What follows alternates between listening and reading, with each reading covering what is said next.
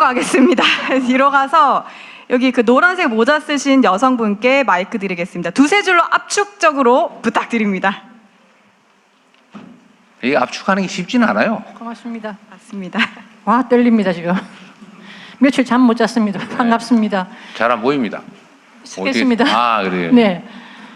저는 20년 전 제주도로 이주해서 지금까지 행복하게 살고 있는 75살 정영희입니다.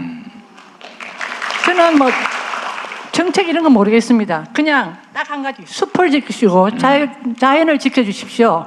있는 숲 베어내고 돈 들여서 새 숲 만들지 마시고 제발 좀 자연 좀 지켜주시고 저 행복하고 우리 노인들 행복하게 살 수 있게. 네. 우리나라 좋은 나라입니다.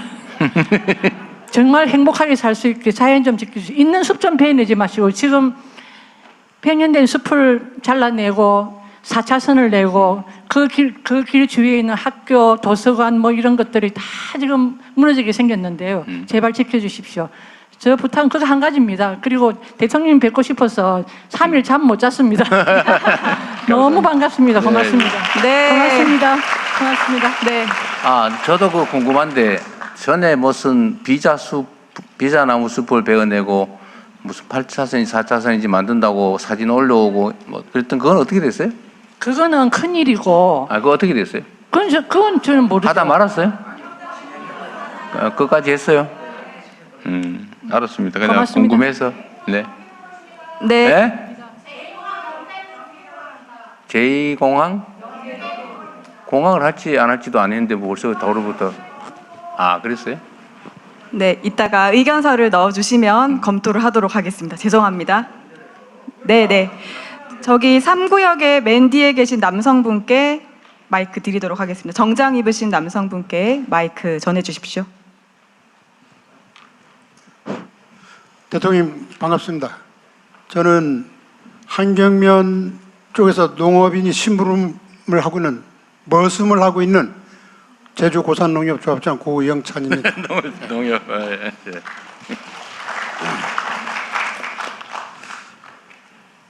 뭐 써오긴 했습니다만 아까 대통령께서 간단히 이야기를 해서 네. 좀 요약해서 말씀드리겠습니다. 지금 저희 지계는 고산 선사문화유지역 때문에 한 30년 동안 묶여서 지역개발은 물론이고 개인이 재산권 행사까지도 못하고 있습니다. 그런 중에 최근에는 귀향해서 70세 노무를 모시겠다 하면서 귀향해가지고 시설하우스를 짓고 감귤나무를 심었습니다.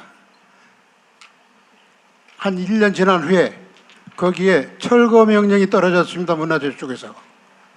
그래서 지금 이 청년에게는 철거 명령이 아마 사형 선고처럼 받아들이고 있을 겁니다. 이 부분은 대통령님께서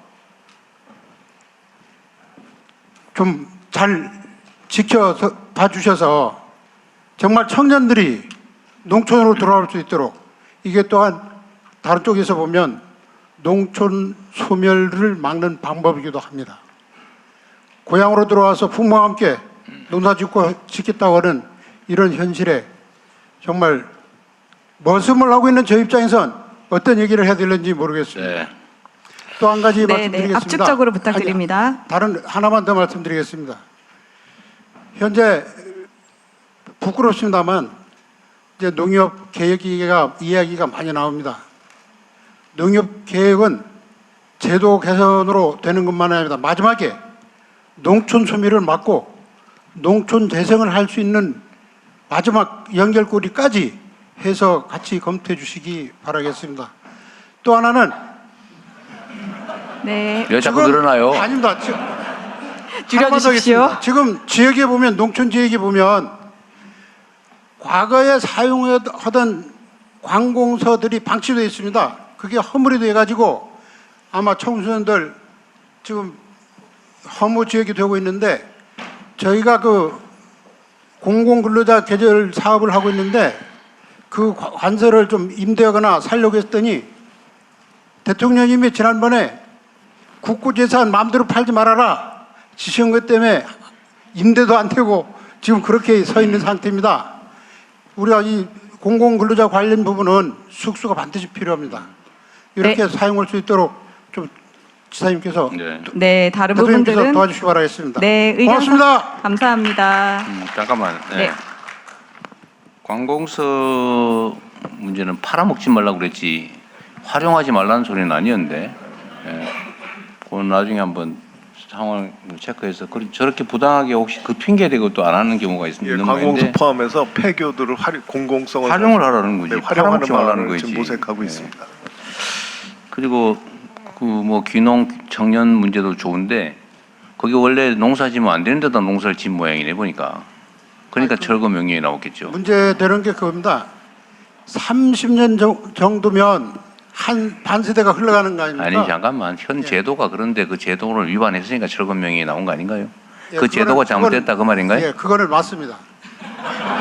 그런데 네, 알았어요. 구역을 네. 알 네. 수가 없으나 구역을. 네, 알겠습니다. 그 타당성 여부는 제도적으로 좀 접근해야 될 문제 같고. 네. 네. 저 끝으로 가서 가장 먼저 들어주신 검은색 둘째 줄에 검정색 입으신 여성분께 기회 드리도록 하겠습니다. 요약해서 짧게 합시다. 그래야. 네, 압축적으로. 네. 예, 대통령님 부탁드립니다. 안녕하십니까? 제가 여기까지 오기까지 12년 기다렸습니다. 아, 그러셨어요? 저희 집에 그 대통령 아래를 앓고 있는 한 남자가 있는데 그 남자 때문에 왔습니다. 죄송합니다. 저는 뭐 도 정책, 국가 정책 이런 거를 발표할 좀 여력이 없어서 처음에 타운홀 미팅 한다고 했을 때 A4 5장을 썼고 선정됐을 때 3장을 썼고 오늘 한 장입니다. 대통령님 3분만 들어주실 수 있겠죠? 제가 더 빨리 줄여주십시오. 읽겠습니다. 네. 안녕하세요. 저는 한라산 둘레길에서 남편과 함께 근무하고 있는 김영숙입니다. 제 남편은 한때 세월호 의인, 파란바지 의인으로 불렸던 김동수입니다. 세월호 참사 당일 남편은 침몰하는 세월호에서 자신의 목숨은 안중에도 없이 많은 사람을 구조했지만 그날의 기억에 갇힌 채 지금까지도 극심한 트라우마로 자해와 입터번을 반복하고 있습니다. 지금까지도 약에 의지해 겨우 하루를 버티는 삶을 살고 있습니다. 이런 남편에 대해 사람들은 살아 돌아왔으니 된 거 아니냐, 또 어떤 이들은 이미 보상을 다 받지 않았냐고 말합니다. 아버지가 사람들을 구하는 모습을 보고 큰딸은 운국구조사 군무원으로, 작은 딸은 소방관이 되었습니다. 하지만 아버지의 고통을 함께 짊어진 결과 큰딸은 림프전이를 동반한 유방암 판정을 받아 힘든 치료 과정을 마쳤지만 지금은 뼈로 전이된 상태이며, 작은 딸은 갑상선암 진단 이후 태중의 아이를 잇는 아픔을 겪었습니다.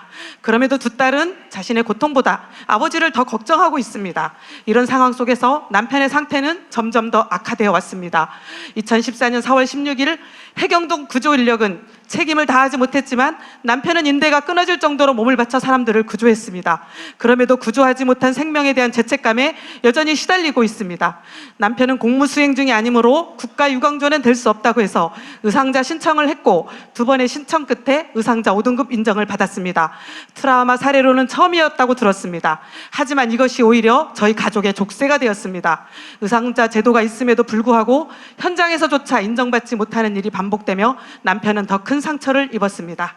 대통령님, 남편은 단지 눈앞에 생명을 한 사람이라도 더 구해야 한다는 생각뿐이었습니다. 구조한 사람보다 살려달라 외치던 사람들의 모습이 더 선명하게 남아 남편을 괴롭히고 있습니다. 참사 이전에는 평범했던 저희 가족이 오히려 사람을 구조한 이후 헤어날 수 없는 고통 속에 살고 있습니다.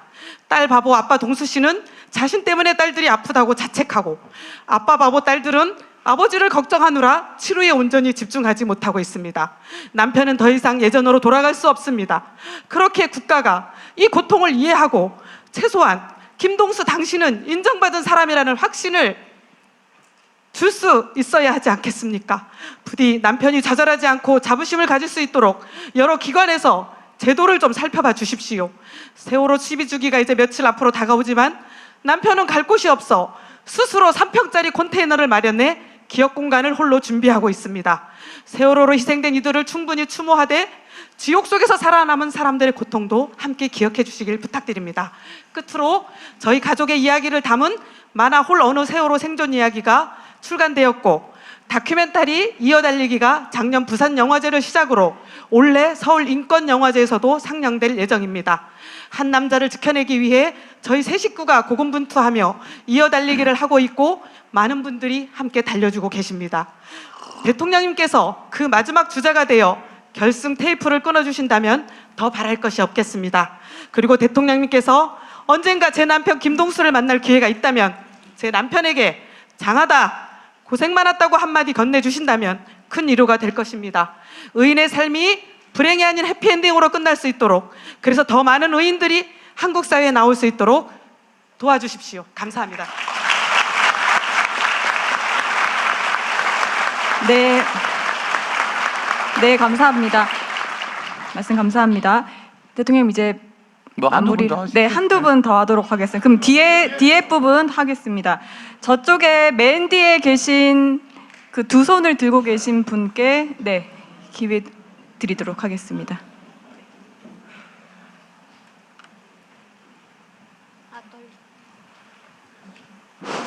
빨리 말할게요. 감사합니다.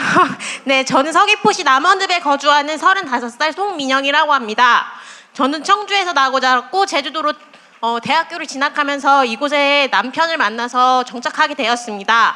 저는 제주도의 육아 돌봄 정책이 수누른 돌봄 사업의 도움을 받아 이웃들과 함께 품앗이 형태의 공동 육아를 하고 있습니다. 수누른 돌봄 사업은 제주 고유의 상부 상주 문화인 수누름에서 따온 말로 2016년도 18개의 공동체 성장으로 시작하여 현재는 220개의 공동체가 선정되어서 1,006가구 3,739명이 혜택을 받아 공동 육아를 이어오고 있습니다.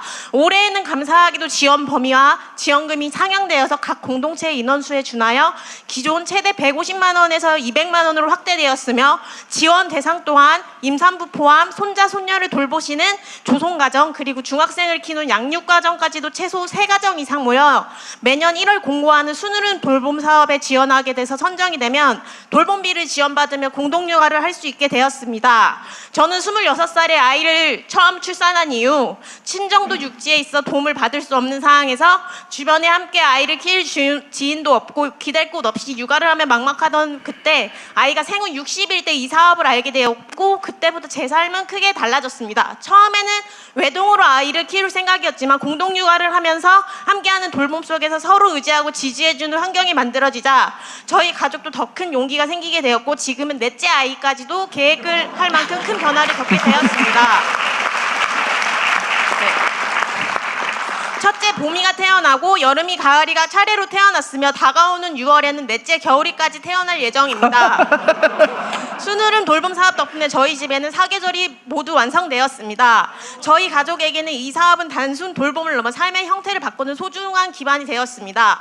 제가 5년 전 처음 남원읍으로 이사를 하면서 지역 특성상 육아 돌봄 공백이 생겼을 때 아이를 갑작스럽게 맡길 센터나 학원이 부족하다 보니 저와 같은 어려움을 겪는 양육자들을 모아 수누름 돌봄 사업에 대해 알리고 아이를 믿고 맡길 이가 있어서 간식비라도 부담이라도 덜고 등하원만이라도 마음이 편한 육아를 해보고자 하는 마음으로 공동체를 결성하였고 3년 전 처음 공동체를 결성하였을 당시에는 아이들이 13명이었지만 수누름 돌봄 사업에 도움을 받아서 함께 육아를 이어오면서 공동체 구성 가정 모두에게 긍정적인 변화가 생겨서 올해는 아이들이 17명으로 늘어나게 되었습니다. 이러한 공동육아 환경이 안정적으로 자리 잡을수록 출산과 양육에 대한 부담이 줄어들고 자연스럽게 아이를 더 낳을 수 있는 사례라고 생각하게 되었습니다. 네, 약간 압축 부탁드립니다. 네네네. 다만 제가 2017년도 첫째 아이를 낳고 아이들을 데리고 육지에 나갈 때마다 수누름 돌봄 사업과 수누름 육아 나눔터 같은 경우가 있는지에 대해서 찾아보았지만 현재 2026년까지도 공동육아 사업이나 공동육아 나눔터 같은 건 없고 협동조합 형태의 공동육아 어린이집만 존재를 하더라고요. 이러한 것을 보면서 저희 아이들이 제주에서 나고 자라서 특별한 혜택과 기회를 누리고 있다는 것을 실감하게 됐고 동시에 이러한 좋은 정책이 전국적으로 확대된다면 저와 같은 육아 돌봄 공백을 겪는 많은 가정에 큰 도움이 될 거라고 확신하게 되었습니다. 부디 공동육아 돌봄 사업의 전국 확대와 함께 현재 운영 중인 사업의 안정적인 유지와 발전을 위하여 관심과 지원을 부탁드립니다. 긴 이야기 들어주셔서 감사합니다.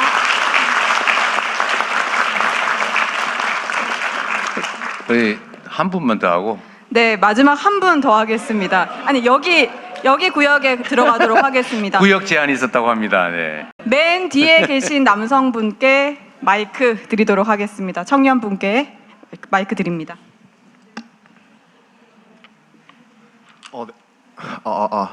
네, 만나서 반갑습니다. 다른 분들의 기회를 뺏은 것 같아서 죄송스럽고 간단하게 빠르게 진행하도록 하겠습니다, 대통령님. 저는 이제 아까 말씀하신 교수님의 제자로 지금 제주대학교에 다니고 있는 청년입니다. 그리고 제가 이제 저는 경기도에서 원래 10대를 보내다가 20대를 제주도에 오게 됐고 그 이후에 저는 이제 청년 관련된 정책을 좀 많이 스스로 생각하게 됐던 것 같습니다. 그래서 아무래도 제가 지금 말하려고 하는 것은 어떤 이런 부분들을 좀 다 종합해서 이제 말하려고 합니다. 이제 여기 계신 제주도민 분들의 대부분이 공감하시겠지만 이제 배송료 관련된 문제입니다. 추가 배송료가 연간 약 800억 원에서 1,000억 원 정도로 집계가 되고 있습니다. 그래서 이런 부분에서 제주도민들 같은 경우에는 어떤 이런 시스템 자체가 되게 뭐 백화점이라든가 마트라든가 이런 게 많지 않아서 이제 추가로 구매를 해야 되는 부분에서 그런 어떤 배송료를 담당하고 있습니다. 그래가지고 이제 죄송합니다. 좀 긴장돼가지고. 그래서 그런 부분에서 이제 지자체에서는 택배비 지원 정책이 시행되고 있습니다. 하지만 이런 부분을 조금 다르게 보게 된다고 한다면은 제주에서 발생한 소비가 외부 물류 기업으로 이제 이전하는 자본 유출 구조가 될 수 있다고 생각을 합니다. 그래서 이런 부분이 단기적으로는 도움이 될 수 있지만 장기적으로는 지역 경제의 자립성을 약화시킬 수 있다고 생각을 합니다. 그래서 저는 지역 기반의 물류 플랫폼을 조성을 해가지고 그럼 기존에 이제 제가 좀 예시로 들고자 하는 게 있는데 제가 알기로 이제 애경그룹과 제주항공에 대한 예시입니다. 처음에는 제주도와 같이 애경그룹이 출자를 해가지고 만들었다 보니까 그런 부분에서 처음에 많이 비싸진 어떤 대형 항공들 위주에서 LCC 위주로 이제 비행기 가격이 많이 싸진 걸로 알고 있습니다. 그래서 그런 방식의 착안을 해가지고 풀필먼트 센터를 국가가 지원을 하고 라스트 마일에서 혁신을 담당해가지고 지역 기반의 물류 플랫폼을 만들게 되고 그 이후에서 그 안에서 청년들을 채용하고 어떤 이런 사회적 기업의 형태로 진행될 수 있다고 한다면은 많은 제주 지역 도민들이 느끼고 있는 어떤 이런 배송료 관련된 부분에 대한 문제들을 좀 더 해결할 수 있을 것이라고 생각을 합니다. 기회 주셔서 감사합니다. 네, 감사합니다. 마지막으로 우리 대통령님의 마무리 말씀을 청해 듣도록 하겠습니다. 아쉽죠? 네. 아쉬워야 다음에 또 그리워지죠. 네? 뭐라고? 1분 내로 하세요. 1분 내로. 네.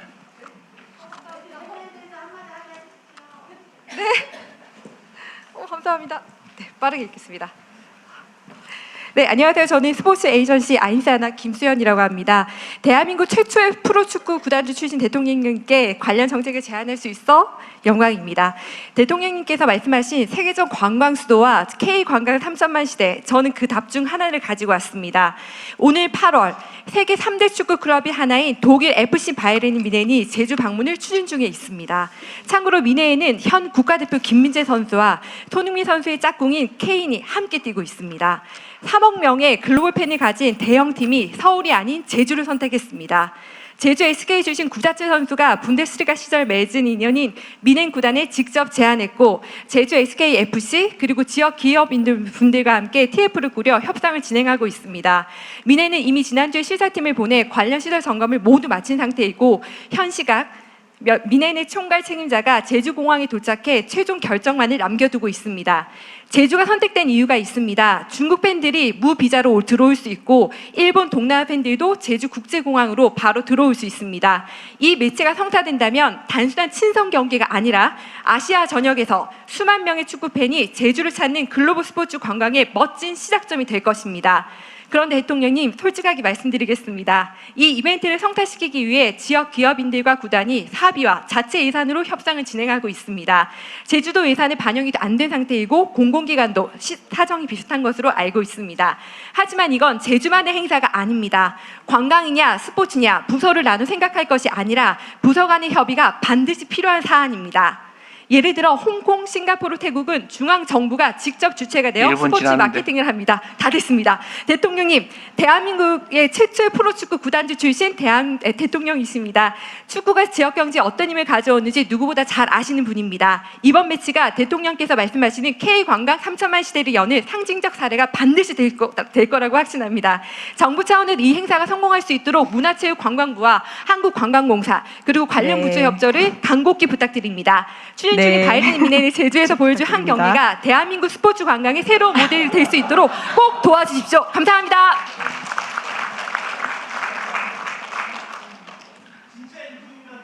원정 경기 네. 그 상대 팀이 누구라고요? 아니 그러니까 SK하고. 네. 알겠습니다. 이제는 정말 네. 네. 자, 아까 제가 말씀드렸던 것처럼 메모를 해서 내시면 여기서 말씀하신 거나 똑같이 우리가 회신을 해드리도록 하고 또 거기에 국가 정책 판단이나 결정이 필요하면 거기에 참고하도록 할게요. 그 아까 네 번째 출산을 준비 중이라고 그러셨어요? 준비라고 하는 단계가 이미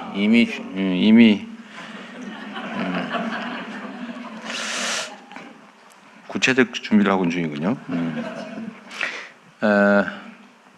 이제 그거와 직접 관계된 건 아니죠. 저희가 이제 어쨌든 육아, 양육 지원 뭐 그런 건 열심히 할 텐데 최근에 그 출생률이 1월 기준으로는 0.99까지 올라갔다. 그러니까 1에 거의 가까워졌다고 하는 보고가 있어서 일부에서 그 말고도 그 전에도 사실은 이제 0.8를 막 넘어가고 있잖아요. 보통 0.7 초반이었는데 전 세계에서 출생률이 가장 낮아서 가장 먼저 사라질 나라다. 이렇게 평가를 받고 있었는데 최근에 하여튼 출생률이 올라가고 있어서 우리도 내부적으로는 이게 도대체 왜 그럴까? 왜 올라가고 있을까? 그래서 그 원인은 뭐 여러 가지로 제가 분석을 여러 차례 우리 회의에서도 하고 있는데 제도가 바뀐 그러니까 출생 지원 정책이 효과를 발휘해서 드디어 출생률이 상향한 것일까? 그럴 것 같지가 않다. 두 번째로 그러면 이유가 뭘까? 지금 아이를 낳는 부모의 부모가 소위 베이비붐 세대, 이재명 세대 아니냐? 그러니까 자녀들을 워낙 많이 낳아서 그 워낙 많이 낳은 그 사람들이 이제 결혼해서 아이를 낳을 때가 된 거 아니냐? 이런 판단도 하나 있고요. 또 하나는 지금 2020년부터 코로나 때문에 한 2, 3년 결혼을 실질적으로 못하고 미뤘다가 원래 결혼을 해가지고 아이를 낳고 있는 게 몰린 게 아닐까? 그것도 있고 또 하나는 이런 것도 있어요. 이게 제가 가장 희망적으로 보는 부분인데 결혼 안 하고 버티고 그냥 혼자 살아봤더니 이건 아니야. 제가 좀 해봤는데 이거 아니야. 라고 하는 버릇 때문에 어차피 세상살이 다 그래. 결혼하고 아이 낳고 그냥 살자. 라고 하는 생각이 드디어 생기기 시작했다는 얘기도 꽤 있어요. 현장에서 그 얘기가 일리가 있더라고요. 네, 실제로 결혼에 대한 인식 그리고 출산에 대한 인식이 긍정적인 비율이 굉장히 많이 그러니까 늘어나고 비율이 있습니다. 올라가고 있더라고요. 네. 통계적으로. 난 혼자 살래. 결혼 혼자 사는 게 좋아. 능력만 된다면. 이게 지금 비율이 아니다. 결혼해야 된다. 그래도. 이게 올라가고 있어요. 그게 몇 년 전부터 내가 그 통계를 봤는데 그게 효과가 현실적으로 나타나는가 싶기도 합니다. 여튼 심각한 문제이기도 해요. 정책 효과인지 아니면 그 세대 구성 때문인지 코로나 때문인지 아니면 생각이 바뀌어가는 건지 그럼에도 불구하고 하여튼 대한민국의 가장 근본적인 문제들이 다 중첩이 돼가지고 가장 흉악하게 나타난 결과물이 출생률 저하죠. 어쨌든 이 문제를 해결하는 건 국가의 가장 중요한 과제입니다. 여러 가지 생각해 봐야 되겠죠. 하여튼 제주도에 여러분 길게 오랫동안 하면 좋겠는데 끝이 없어서 밤새도 안 끝날 거라 아쉽지만 아니 그만 아니요, 네, 아쉽지만 여기서 마쳐야 되겠어요. 네. 알겠습니다. 아쉽지만 네. 마쳐야 되겠다 그 말이죠. 네. 너무너무 아쉽지만 맞춰야 될 것 같습니다. 네, 수고하셨고요. 다음 기회에 또 한번 만나 뵙도록 하겠습니다. 제가 지금 오늘 어딘지 안 가르쳐 줄 거고 시장 구경 갈 거예요. 어딘지는 비밀입니다. 하여튼 좋은 시간 감사합니다. 네, 행복하기 바랍니다. 네, 대통령님 마무리 말씀 감사합니다. 제주의 마음을 듣다 여기에서 마무리하도록 하겠습니다. 대통령님께서 먼저 이석하시겠습니다. 제주도민 여러분들께서는 자리를 지켜주시면 감사하겠습니다.